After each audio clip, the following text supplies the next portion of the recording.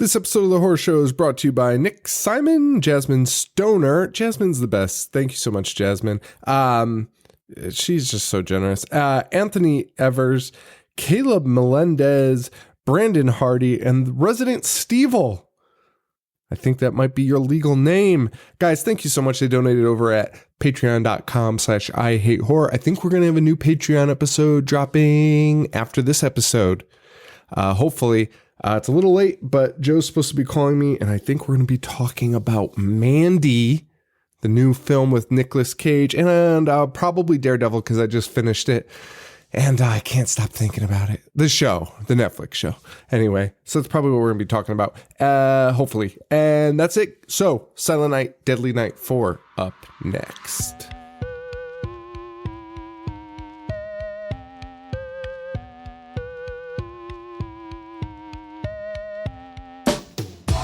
Stopped paying attention in class. I was thinking about the adventures of Ash, about the misfortune of sitting kids at Crystal Lake. Became addicted straight away with the initial tape. God bless Betamax.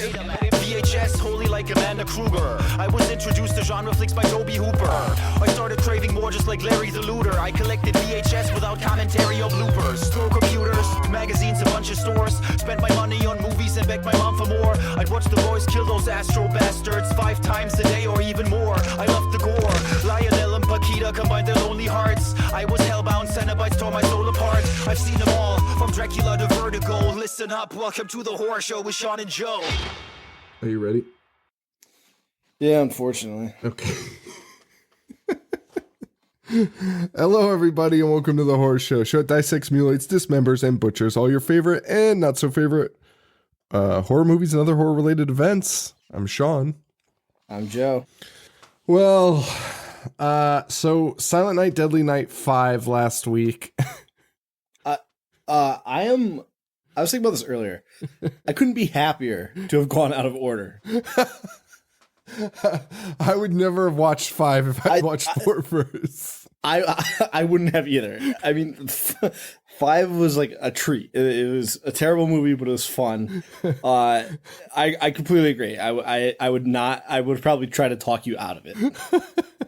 This movie, holy shit. It's called Initiation, Silent Night, Deadly Night, Part 4. November 21st, 1990. It was released in the UK under the title Bugs. Wonderful title. Which makes a lot more sense. They got it right. But even then, I'm not quite sure it makes total sense. Because while bugs were the main plot, they were not the plot. There was like witchcraft and... So you're actually going into exactly what I was going to say next. And it's that the past, 4 weeks, we've complained about movies, not having a plot or explaining the plot. Yes. And then this one somehow managed to have like 6 plots. and like it was just like overkill. I did not know what was really happening. And I feel like we've been talking about plots a lot recently. So I hate to do it again, but like I don't even know what the fuck I was watching. To be quite honest with you, so it's a movie about what it's not about is Christmas. I'll tell you that much. It's a movie about spontaneous combustion, secret societies, and feminism. They tried to make like a really like feminist standpoint, and this was not the movie for it. No, it wasn't. Ryan Yuzna is not the guy to be doing it. Yeah, the guy that made Society. Yeah, not a very strong candidate for making a feminist film. Yeah, it was odd for sure. And Clint Howard is honestly at his most disgusting.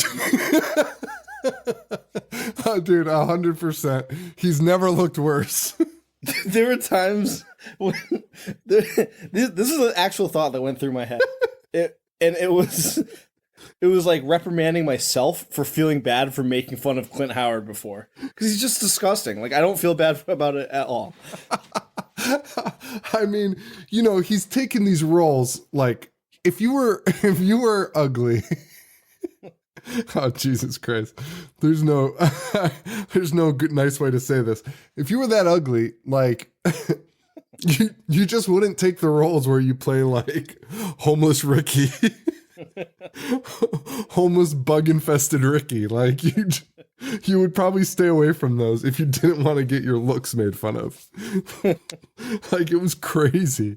But here he is. He's playing Also, his name is Ricky. His name is fucking Ricky, and it has nothing to do with. And last week I was like, "Oh, he plays a guy named Ricky," so it's a continuation. Like that's him. We had a conversation on it. Yes, that is not the case. Why did they do that? But I think it has to be that Ricky. Sean, so you think after part 3 he became homeless, which is reasonable. Yeah, grew hair, but is now involved in the secret society. Yeah. Like, I mean, they like picked him up. He was down on his luck. He was hitchhiking last we saw. I am 100% on board. I think you're right. There's no way, because I see everyone being like, "Oh, the fourth one has nothing to do with the other ones." Which, listen, you're right, but but this is fucking Ricky. There's no way you would make a follow-up movie and name a character just Ricky. Like, with no other backstory other than he's just this guy, unless you wanted people to think. Oh, no, they did. But I'm on board with your theory, like this being a fan theory. This is what happened. He was found hitchhiking, and, you know, these ladies, he's like, you know, down on his luck. He is. They needed a bug catcher. Quite literally a bug catcher. Like catches bugs out of a vent. And that appears to be his role in this film, like entirely. Can I talk about whatever? I'll wait for it. So Brian Usna, this is made by Silent Films, which I don't know. November 21st, 1990. I don't know if I said that already. There were some interesting reviews about this movie that I'd like to read because they're fucking asinine.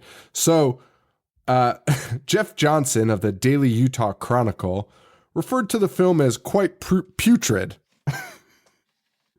I'll agree. That one's fine. That one's fine. Here's the weirdest one. Variety describes the film as impressive, disturbing entertainment. I think impressive would never have come to my mind at any point in this movie.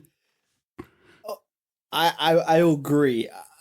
I will say some of the scenes were honestly disgusting. Like made my stomach turn. Wait, yeah. So he did do a good job with that. Like there were scenes with mostly of them were just like looking at Clint and then looking at the bug. It was just like a combo that made my stomach churn. Well, the guy that did the special effects was Screaming Mad George, who did like Elm Street 3 and 4. He did so much shit. He did Society.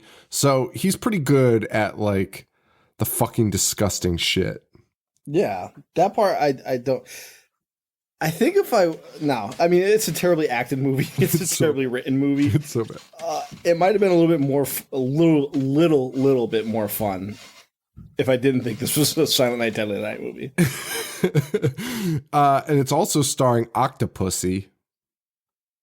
Yes. Maud Adams. Maud Adams. Yeah. She was a multiple Bond gal. Yeah, man with the golden gun. Yeah, and then they had that girl, I think her name's Alice Beasley. And she does like, dude, she's like the Christian Shaw of like the late 80s, early 90s. She's the secretary with that weird voice. Okay. And she did tons of cartoons and shit, like everything. She was in everything. You know what? She might have been in wait, I have to look it up. She might have been in Yeah, she was in Rumpelstiltskin. She was the friend. You I know exactly what you're talking about. Yeah. So she's in it. And then that's really it. And Clint Howard. Clint Howard's the star of Silent Night, Deadly Night 4, and that's appalling. So Variety said it was impressive. Flickering Myth called the film anti-Christmas. and compared it to Halloween 3. You broke up. I'm sorry. What? Your phone broke up there. I said they called it the Flickering Myth website, whatever the fuck that is, called it Anti-Christmas and compared it to Season of the Witch. Well, it is anti-Christmas in the sense that it couldn't be less about Christmas. I mean, the main female opposite. The main female character doesn't even celebrate Christmas, as we learned. She's Jewish, which is shocking to when this family finds out about it. That dad is such a piece of shit. That dad, I've never seen somebody deserve to die more. The woman's in front of him, and when she reveals she's Jewish, oh brother, dude, put hands on his head in front of her. I would seriously walk out. Oh God! All right, so let's get into this delightful movie. Clint Howard, we meet him first. He's homeless, and he's eating sewer burgers, but he's pissed that it doesn't have cheese. Being picky about the fucking shitty sewer burger. Picked a burger out of the sewer and was like, oh man, there's no cheese, and was like contemplating not eating that night. And while this is happening, he watches a burning woman fall off a roof. Yes. He touches the fire for some reason. He touches the fire like he's never seen fire before. It's possible, to be honest. Yeah, and which is also weird because it's like corpse fire. Like, that's not the fire you'd be like, I want to touch the fire that's coming off this corpse. Like, that's not what you do. It sounds like my wife is running a marathon upstairs. It's like, she must be like walking from one room to the other. Like 100 times in a row. So if it picks up, I apologize. I can hear it, but I don't think it'll get picked up on the mics, which is crazy. And then that woman falls off the roof. She dies. She burns up, and then that's it. That's all we learn about that. Then we meet a couple who is waste no time. Just doing the do. Just getting it done while also watching the burning corpse on the news. Like, she's like, wait, turn it up while they're having sex. Like, and they are butt ass naked. There's no drawers on here. No drawers. No part 5 sex. No part 5 sex. No fully clothed sex. So we learn these two, this lady and gentleman, they both work at the news station. Yes. Which is weird that they're that into the news while they're having sex, but that's fine. So we watch them go to work, and they have this kind of, what'd you say? Like, not on again, off again, but very relaxed. Well, at the beginning, they're like, oh, this is just a fun tryst. But then he brings her to meet his parents. Yeah, it immediately jumps into the most serious relationship I've ever seen in my life. And we also meet fucking, what's his name? That idiot from Reggie. What's his name? Reggie, yes. Reggie from fucking Phantasm. He is the like editor. What do you call it? The boss? Yeah, he's the editor. He's the sexist editor who's like, just keep working on the classifieds.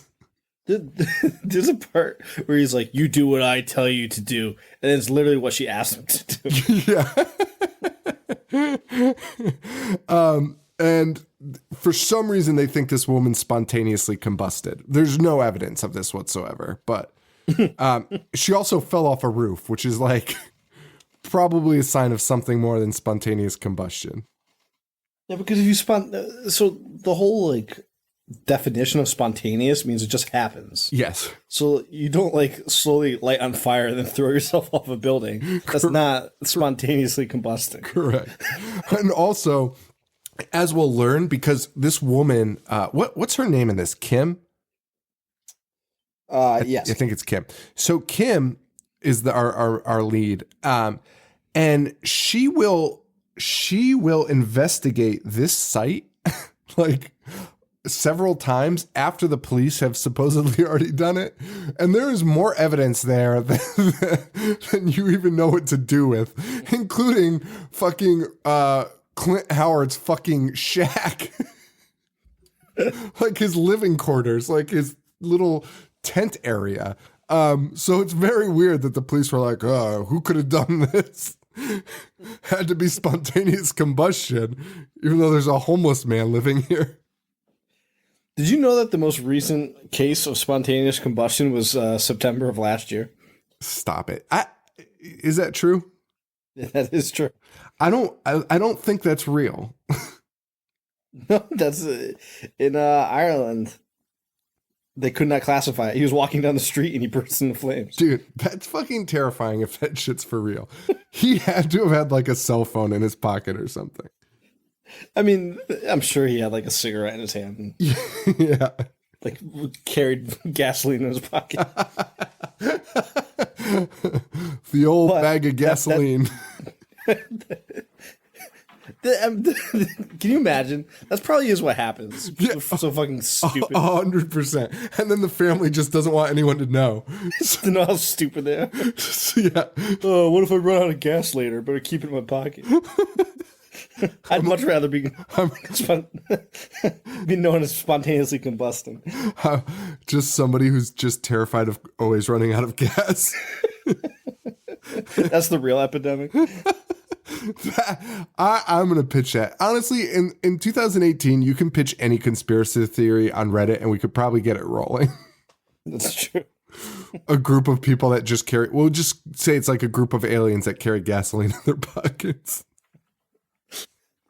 And the only argument to people that say it's not true is to prove it. Yeah. Just to say, prove it's not true. That's Buzz Breadsticks go to. Trust me, I know it's fucking infuriating. Yeah, prove it. Well, so Eli the boss, yeah, so they're going to investigate this spontaneous combustion. And we hear a lot of sexual harassment in this office, including this guy who tries to burn Hank, the main guy, by being like, "What'd you have for dinner? Chicken a la Kim?" Honestly, I'd beat the shit out of that guy just for making bad jokes. Like, what does that even mean? Why would that be an insult? It's fucking insane. Chicken a la Kim. Anyway, so Kim wants to be a reporter, but she's getting blocked by the boys club. So she goes out on her own to investigate. We learn that Clint is Ricky at this point, and he's creeping. She goes to a library to read books on spontaneous combustion. Yes, that's where she goes first. Yeah. Well, is it a library or like a bookstore? Wait. Is this the same store where she meets the woman? Yes. Okay. All right. So I don't know what the fuck it is. It doesn't matter. But this woman's there. Well, regardless, Clint should not have been allowed in there. No, 100%. And Clint is touching her with his like disgusting burnt weenie fingers. Yeah. Wait, what'd you say? Burnt weenie fingers. Oh, I was gonna say the Geordie fingers from Creepshow. Yeah. What's that guy's name? Stephen King's character. Stephen King. Yeah, Geordie. Where he's like, well, because that's what it looked like. Like, and I thought. I honestly thought something was going to rub off on his fingers, but that is not the case. Those burnt fingers have nothing to do with anything, as a matter of fact. But we meet the bookstore lady who's putting out some creepy vibes. She'll come into play heavily in this movie. Kim goes to the roof where nothing happens except Clint, who goes fishing in a pipe for aliens. And she's standing there watching him. Dude, her reaction is just like, ew, and then like walks away calmly. It was so ridiculous that I thought maybe it was like a hallucination or like a dream. No one, why? Imagine reacting that calmly, even if that thing was a bug of this earth. You would just still watching a guy, just watching Clint on the roof. You would be like on edge. She's standing so close to him, and he's not even speaking. He's just like, Like, this whole thing is so unnerving. I would pack my shit and move so fast. Because the larvae that he pulls out is like half of his torso. It's insane. That should be the news story right there. Like if you're a reporter and you stumbled across that, like forget what you were researching. 'Cause you have way bigger fish to fry. Like that's in the fucking pipes. Disgusting man pulls alien out of tubes. I mean, that's huge. That is huge. That is huge. She doesn't do that though. Instead, oh, by the way, she eats a candy thing. Like they look, honestly, they look like fucking bugs, and I'm pretty sure they are in terms of the story. But she eats one anyway, and is like, oh, and I guess it's supposed to be some type of fruit or candy or something. I'm not even sure, but. She eats that, and I'm pretty sure that's what starts this whole process for her. Yeah. Yes. So that's yeah. She goes to her boyfriend Hank's house for Christmas, where they learn. Oh, did you say that the girl gave her the book on the occult? Oh no, yeah. So she gives her a book. Oh yeah, I forgot about that part. So the girl at the bookstore gives her this book on the occult. She brings it home and is reading it over dinner, her spaghetti dinner. I was just seeing like Illuminati symbolism in the spaghetti. And that Illuminati symbolism, like if it were a triangle with an eyeball in it and your spaghetti looked like that, holy shit, yeah, I'd freak out. But instead, the image is a spiral, and she looks at a plate of spaghetti that just looks like a plate of spaghetti. And is like, oh my God. Which spaghetti is literally just spirals. Right. And it causes her so much distress, she breaks the dish. And also, for some reason, there's bugs everywhere. Yes. So this is honestly starting to piss me off because I'm just, I'm starting to like it more. Because at the beginning, you have so much hope, like weird shit's happening. And I just remember the spiral spaghetti was when I was like, wait, where are we going with this?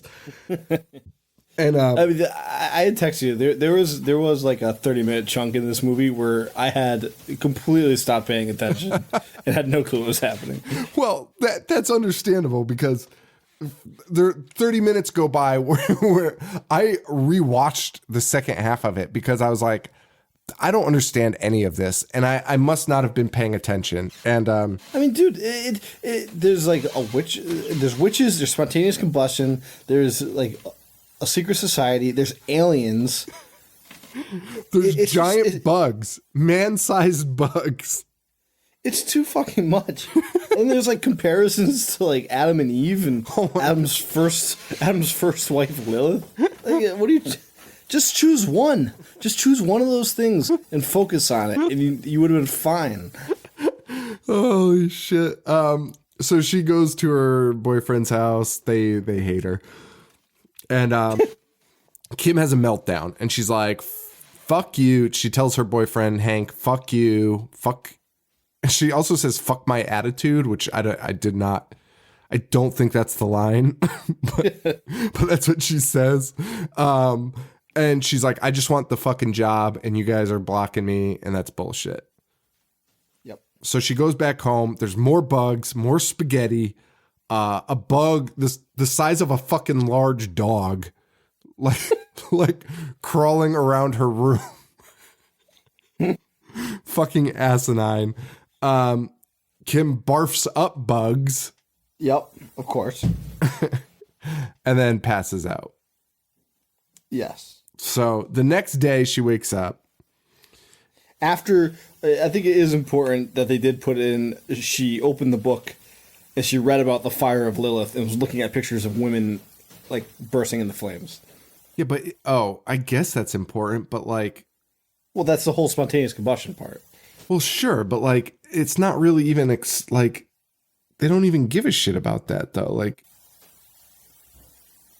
Well, isn't that what the whole point of the women cult is? That they light other women on fire? Well, no, it's like symbolism. This bullshit. I don't think it is because like the main woman just lights women on fire whenever she feels like it. So there's not like. Trust me, it's symbolism. All right, man, I'll go with it. Sure. So she meets up. Yeah, because the very last scene, they call it the Curse of Lilith. Yeah, but then why does that one lady have control over it? Because remember when Kim's like, I'm not doing your dirty work. And then all of a sudden she's like, all right, you're going to be on fire. And then Kim's feet catch on fire. Yeah, no, I mean, I'm not saying they did a great job tying it all together. Oh, that's like a great scene too. Because then Clint Howard runs in and he's like, just tell her you're going to do it. So she does. And then the fire gets put out. Sean, why does Clint start talking in this movie? I don't know. I'm serious. He spends the whole first act like not being mute and just. I mean, he talks about the cheeseburger, but he doesn't interact with any of the characters. And there's a scene I cannot wait to talk about because he is so buddy with them, and he has no business being there. It's so weird. It's so fucking weird, and it's like typical Clint dialogue too. Just that like talking a lot, like not just like. Yes, master. But like the Clint Howard yammering. Like, I didn't mean to kill him. I came here and just like talking super fucking fast. I really wish we named that soccer team the Clint Howards. Yeah, no, I've been thinking about that ever since. And we're going to do something. We have to get, I want Clint's face on like a youth soccer jersey. More than anything, specifically his face from this movie. And like instead of holding the worm out, like we'll put like a hockey stick in his hand. That's what we need. It's got to be like a hockey jersey. Okay, I like it. So sell them. So it's got a huge Clint Howard face patch on it. I think that's what we should work on. We'll sponsor a team and then we'll sell the jerseys and no one will buy them. Buying a Clint Howard face hockey jersey. I just Googled my Instagram is going to be spammed tomorrow because I'm just posting all these pictures. What are you looking at? Clint Howard Silent Night Dead Night 4. Oh, they're so great. They're so much more disgusting. They're so fucking amazing. Maybe Paul can hook us up with a Jersey guy. You know? Yeah, let's ask him. Yeah, I'll talk to him in like 15 years when he's free. People are very upset with him not being around, but that's fine. Well, yeah, it's ridiculous. Do you know we're almost at episode 200? Are we? What episode are we at? 97. This is not 197. Wow. That's crazy. That's stupid. Damn. Yeah, I feel like we should just do episode 100. Yeah, I feel like we should just stop doing the show entirely at 199. Oh my god, I'm honestly okay with it. That's so funny. Not getting to 200. Just say the word. I'm done. All right. And we'll That's so funny. We'll let Paul and Mike host 199. Just alone. Mike will be home next week. Yeah, just alone. Him and Paul can just do 199 alone. Fuck, I love this idea. Most dissatisfying ending ever. Dissatisfying, unsatisfying. Most unsatisfying ending ever. Yeah, whatever. Dissatisfied's a word though. Anyway, they are both words. All right. So anyway, she meets up with these witches at the park for some reason. I guess to talk about Lilith. Yes. And then they drug her and kiss her. But nothing happens because then Hank shows up and is like, get to work. But for good reason, he brings her in. And the boss, Reggie, is all of a sudden like, well, I didn't want to do this, but you get the job. And she's not that happy about it. She's like, the one thing, like, listen, I understand, like, well, I don't understand. Because her reason for not being happy is like, she's like, why does he want to give me this job all of a sudden? And Hank is like, well, you know, I told him that you deserve it. And she's like, huh. But she's not mad at Hank about that. She's just like, she doesn't believe him. So I don't understand what her thought behind that is. I do want to go back real quick to the picnic scene because she asked like all the women about the suicide of the woman falling off the cliff or falling off the building on fire. Yeah. And all the women were like, "Ooh, I don't know," like literally like pulling on their collar. Yeah, I don't know anything about that. Literally on the roof of their building. The roof of the building the woman owns and lives in. Like, and that woman's like, yeah, who knows? Like, who could really say? I'm pretty sure when Kim asks about it, she's like, did that happen? I'm unaware. Most suspicious group of women of all time. So they go to investigate the crime scene that they've investigated like 100 fucking times. Thank you for saying that, because she brings Hank up there, up on the roof where she already was. Yes. And was like, somebody's been living up here. And it's like, yeah, you know that already, because you actually looked at him. You watched him. He showed you a fucking alien up there. Like, are you fucking serious? Least surprising thing ever. It's so fucking weird. So then Hank's like, I guess we're not going to find anything. Let's go. She goes, I want to stay up here a little while. And he goes, you think you can find something else? And she goes, who knows? And then the camera pans out and they are standing on a giant fucking spiral.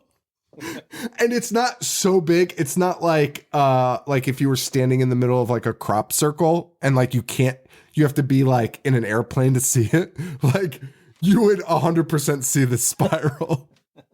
It's not that fucking big, but it's just all around them. And it's fucking insane that she's like, who knows what I'll find up here now. Oh God. Oh man.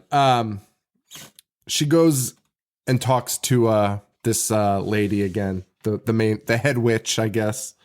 They are witches, right? I do believe so. You know what? Why? This is basically Halloween 3, so I don't know why they did this. Like, the bugs, the witches. You're right. I don't want to say identical, but why did they do that? Yeah, like Halloween 3 did not work well. Like, hey, you know what was a great idea? That movie that almost killed a franchise. Oh yeah, let's do that. Let's try that again. let's incorporate witches and bugs. That worked out well. So anyway, so she goes back and talks to this kook who is just a fucking nutcase.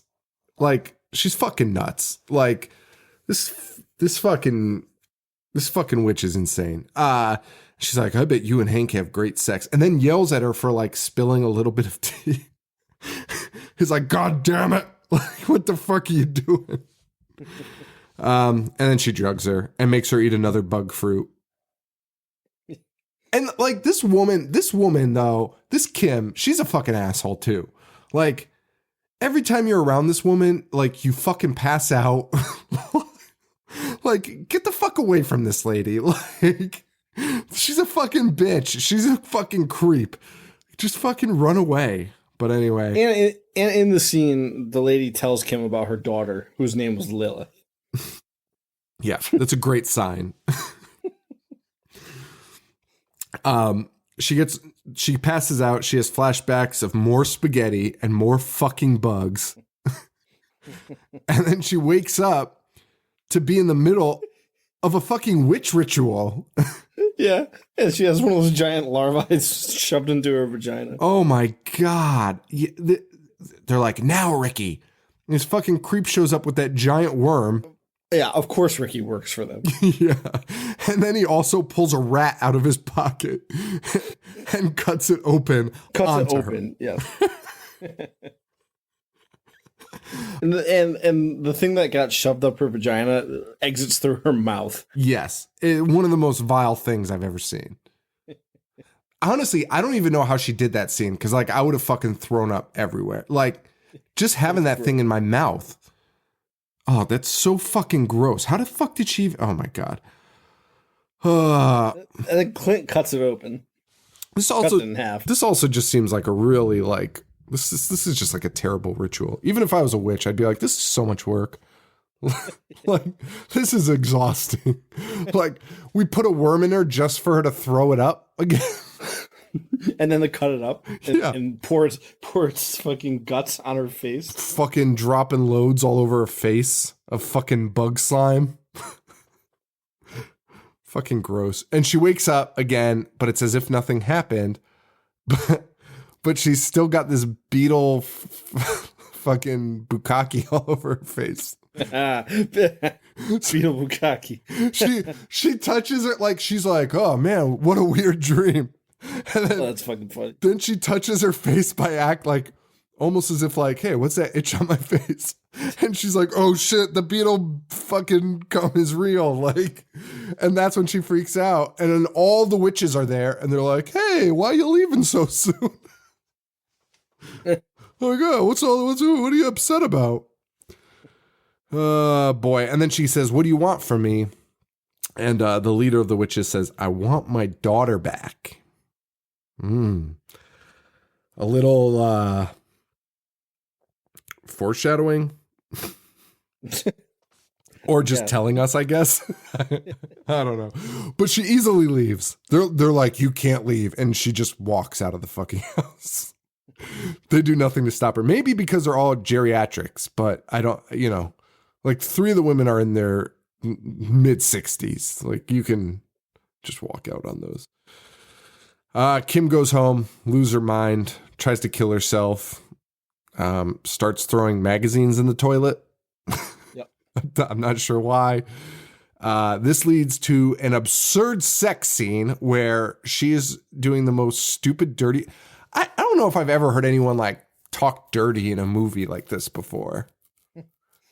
Like it was really weird. Like, I want to fuck you while you're sleeping. It was really fucking bizarre shit. And while this is happening,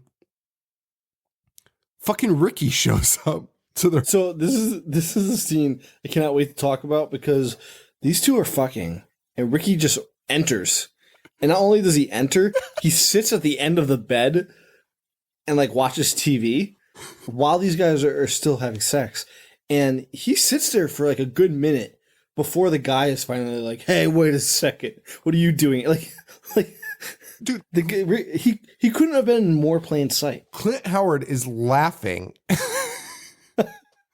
And this guy's alarmed because he kind of hears the TV. It's right. Clint Howard is sitting on the foot of the bed. Like the smell alone, you would be alarmed with. If Ricky entered your room, immediately you would smell him. There's no chance you wouldn't. He would fucking stink. And but anyway, it takes him like a few minutes, and then he gets up. Sitting at the end of the bed that you're having sex on, almost touching them, like so close to touching them, and audibly laughing. And then the guy's like, "What are you doing here?" And Clint is the one that's like offended that he's being interrupted. I love that part. That's like my favorite thing. But the weird thing is, I thought Kim was turned at this point, and like I was like, "Oh, that's why she's not alarmed by Clint." Because I thought she had turned, but then she gets up and is like, "What the fuck?" It was the weirdest thing. So they get into a fight with Ricky, which the most unbelievable scene of all time because Ricky overpowers the guy like easily. If you can't, anyone could. I think my 5-year-old son could probably take Ricky in a fight. I mean, Ricky's IQ alone puts him so low. And Ricky, Hank has like 5 inches on Ricky, and Ricky like throws him. Ricky, well, I mean, it doesn't help that Hank thought like a broom was a good weapon to fight a crazy man with. And Ricky bites through his Achilles, which was a fucking cool scene. But then Ricky grabs a steak knife and starts trying to like do the Shining door scene because Kim has barricaded herself in the bathroom and he's trying to do that with a steak knife. Why would you even film that? Why would you even waste film on that? Was offensive to me. That was such a waste of fucking time. And then kind of what you alluded to earlier about how Clint never is just like making Igor noises, you know? Yeah. He has a steak noise. He's like, hey, what's this guy's problem? Does he think I'm dumb or something?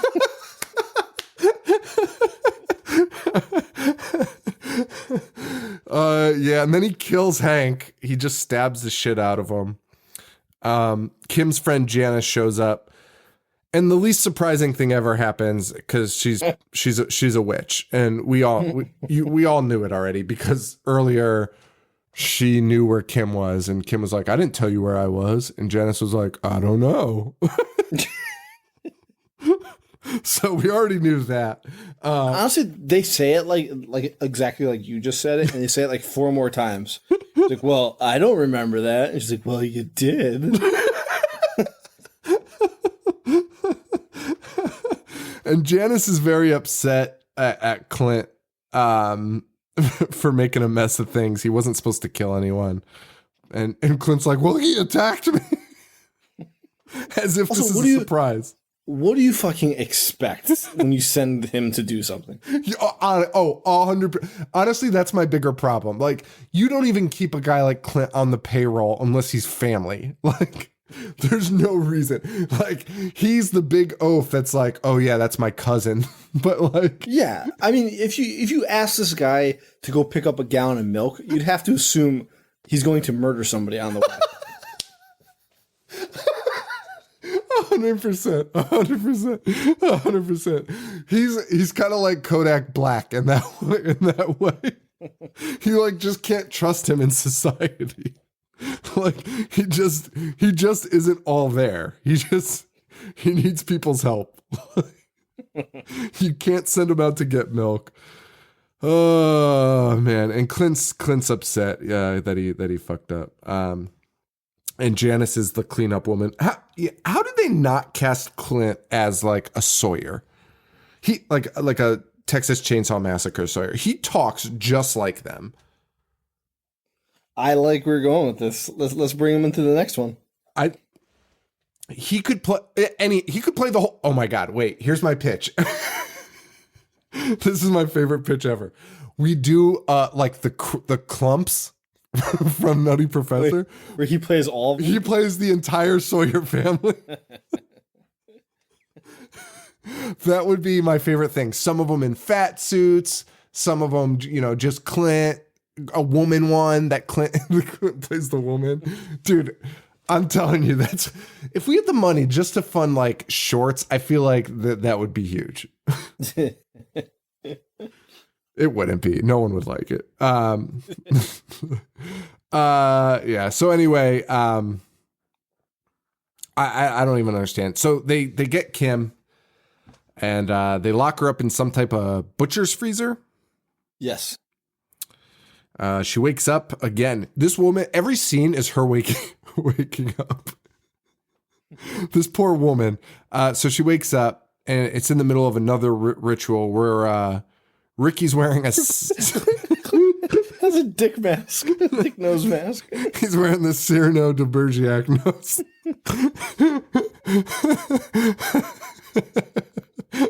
And I'm pretty sure he has to fuck her with his nose. Oh wait, no, he definitely rapes her. Yeah, but he does use that nose, doesn't he? I don't think so. I think they started to insinuate it, but then he's just on top of her. Oh, okay. Which was a lot less, I mean, not that any of it was funny, but like you put Clint Howard in a Cyrano de Bergerac mask and, oh, you can't not laugh. And he's also like, what am I doing? Like, he doesn't even, I don't think he even understands why the mask is involved. Isn't he shirtless too? This is fucking hairiest chest ever. I hope he wasn't even acting in that scene. Like he was just like, wait, what? Why am I doing this? This was not in the script.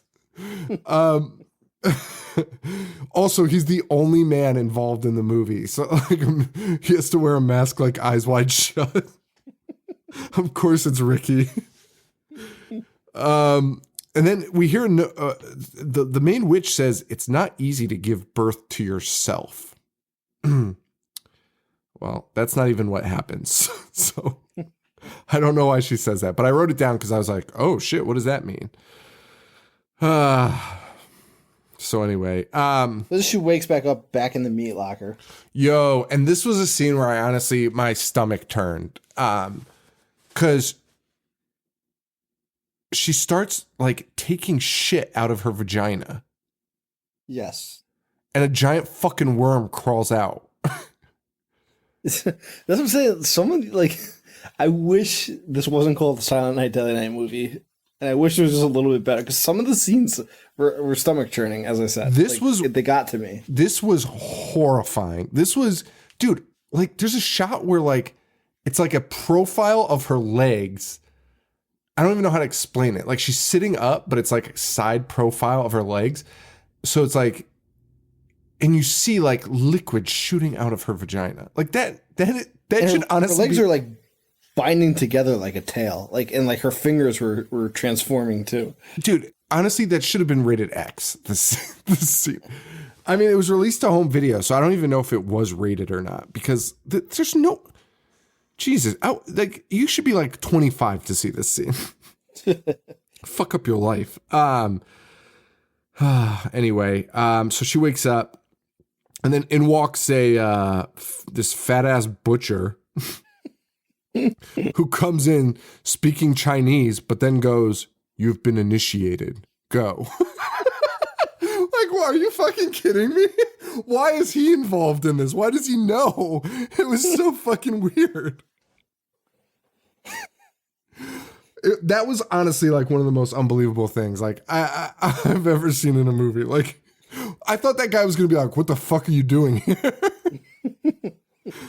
He's like, "Oh, yep, welcome to the club." That I'm definitely not a part of because it's women only, but that's fine. So Kim goes back to the fucking bookstore where the lady, the head witch, reveals that the girl that jumped was her daughter, and now Kim is going to take her place. Yes. And along with this information, another subplot for us that I don't understand is Hank's dead, which is good. They said that's good news. Hank's dead. That needed to happen. But now we have to kill Hank's little brother for some reason. Or they're going to kill her with fire. Yes. Not explained. Abducting Hank's little brother is the easiest thing I've ever seen anybody do. The parents are both sitting there with the boy, and the doorbell rings, and the dad's like, "You better not go over there." And the kid just gets up and goes over there, and they both just still sit there, and he's like, he knows he's not supposed to go outside, and they do nothing about it. They don't even turn their heads. And then Clint Howard just like shoves him around a little bit, and then chokes out the dad with the Christmas lights, which also lights the house on fire. Oh boy. Oh, also, well, so that was, and another weird thing that happens is it jump cuts to like people at the, like Kim at the office party, and people are just screaming in her face. They're like, "Oh, how does it feel to fuck?" Like shit like that. And then it cuts to Janice, who's like, "Welcome to the family. Now bring us the boy." Like openly at this Christmas party. It's so weird. You know what's the weirdest thing? Yes. Is that in part 5, Ricky is working as a Santa Claus. Oh, 100% the weirdest thing. Especially because everyone's like, yeah, this has no connection to him. So it just so happens that this weird homeless alien catcher is like, you know what? I'm just going to be Santa now. Also, knowing what you know about this guy, how would he ever get the job of Santa? That's what I'm saying. Why would... So wait, and who else was in part 5? Kim's in part 5. Yeah, Kim is in part 5. But what does she do in part 5? Does she do anything? I don't remember. I just remember it was in the notes, but I didn't know who she was at the time. I'll have to take a look at that. That's fucking abysmal. Why even do that? That's so weird. We got to pay homage to our roots. Pay honor to Silent Night Deadly 4, the film that got us here. Oh boy. So Kim, because the fire will destroy her, does take the fucking kid. Yes. So sorry, I was reading about Kim in part 5. What does she do? Does it say? She can't do anything. She's probably like in the line at Santa Claus or something. No, she's the fucking mom of the kid who puts on the roller skates. So she's the aunt. Yeah. Is she aunt or friend or whatever? Yeah, it's the kid whatever that has the roller skates. Yeah. Oh my God, that's so ridiculous. Oh my God, that infuriates me. Anyway, so Kim got over this whole incident pretty well.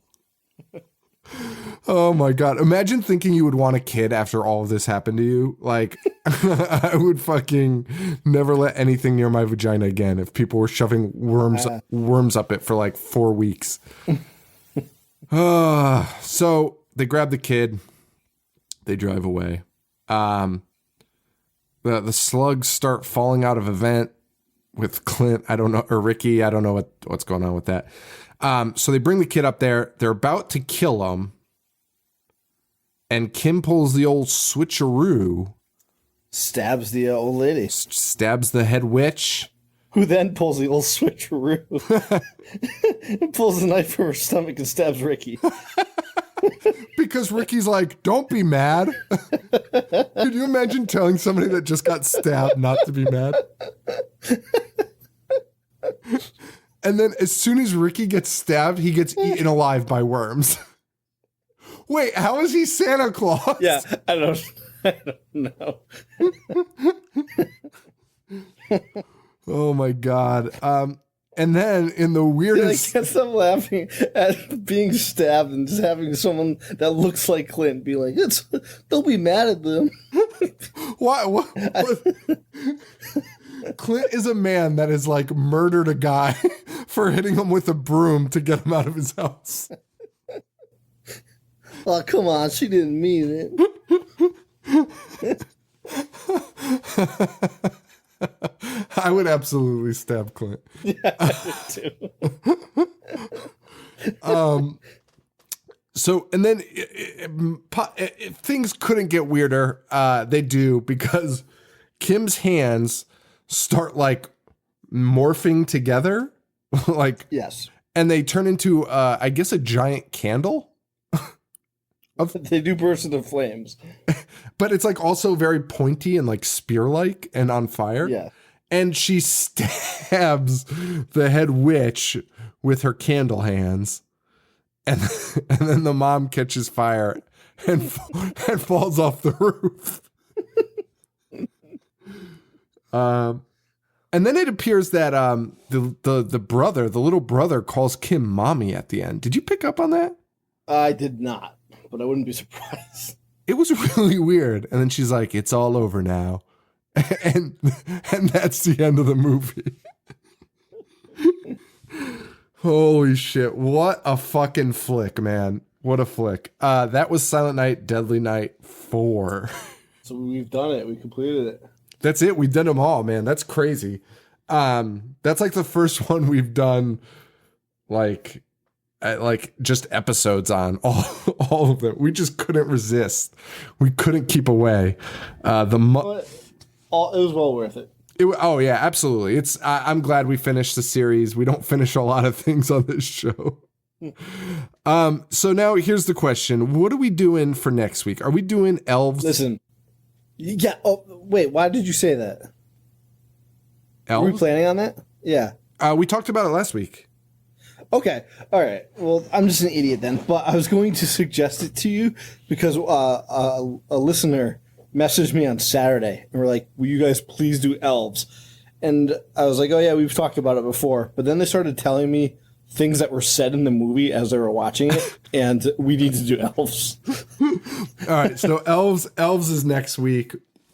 I'm very excited to. I'm very, very excited to do Elves. So we'll be doing Elves. We'll hopefully find some time in the crazy Christmas schedule to get that done. And yeah, that's it. I don't think I have anything else to say. I thought I did, but I don't think I do. We're gonna have some new merch dropping soon, just in time for our show ending on 199. And so if you think I'm kidding, guys, I don't know. We'll find out. Anyway, Stay tuned. Just wait for it. So that's it. Elves next week. Facebook.com/IHateHorror, IHateHorror.com. I'm on Instagram at IHateHorror. I'm at Jovi4. No, I'm not. I'm at Boognish1985. Yeah. And we are. You have time to record a Patreon bonus? I cannot tonight. Okay. All right. We'll record one a little bit later. We got to talk about Mandy. Yes, and I do really. I could do it tomorrow. Okay. Yeah. Let's do it tomorrow. We'll do Mandy, and I also want to talk about Daredevil. I would love to talk about Daredevil. Let's put it in the books tomorrow. Mandy and Daredevil. So if you have Patreon, keep your eyes peeled for that tomorrow night. And that's it. So Elves next week. It's probably not available. Dude, Silent Night, Deadly Night 4 and 5 were like the hardest ones to find. Possible to find. And somehow it was the only one where people weren't like, hey, where can I find this? And they were watching it. So I don't know how everyone found it, but good job. Good job by you. Elves is in full on YouTube. Yeah. Oh, that means it's really bad. Yeah, it does. It may be in a different language. I haven't gone that far yet. I hope so. God, I hope so. Wait, didn't Paul watch Ghoulies in Spanish? It wasn't even Spanish. It was like Dutch. Something that he could probably, at least Spanish, he might have been able to like decipher a few words. Ghoulies go to college and came on the show to talk about it. I was like, I wonder what happened. Had like 4 loosely written pages of notes. We would say things and he'd be like, I was wondering what they were saying in that scene. Oh, that makes sense. You fucking kidding me? That honestly might be the highlight of the show. That episode. Reading off of notes for a Dutch film. Fucking kidding me? I love it so much. All right, we got to get him on for Ben and Willard. People are people are chomping at the bit for that episode. Dude, I know. So we could do it with Mike if we can't get Paul to do it, but we should try and get that for 200 at least. People fucking eat that up. All right. Paul, like he has better stuff to do. He has nothing to do. Take pictures of the woods. Lay in hospital beds. Snapchat us cryptic photos from hospital beds. And tell us he's going to be out in 20 minutes. Wait, Sean, what are you... Oh, wait. He sent us, like, map coordinates the other day. With no explanation. Sent us, like, coordinates to, like, someplace in Switzerland.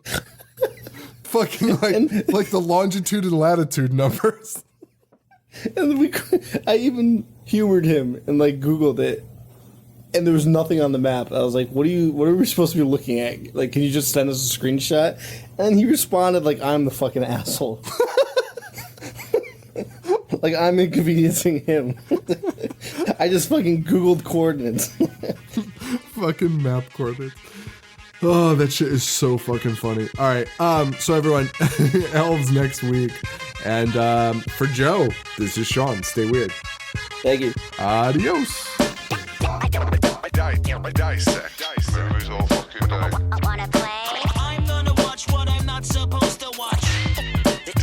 Dismember. Fucking zombie getting sliced and diced. A monster.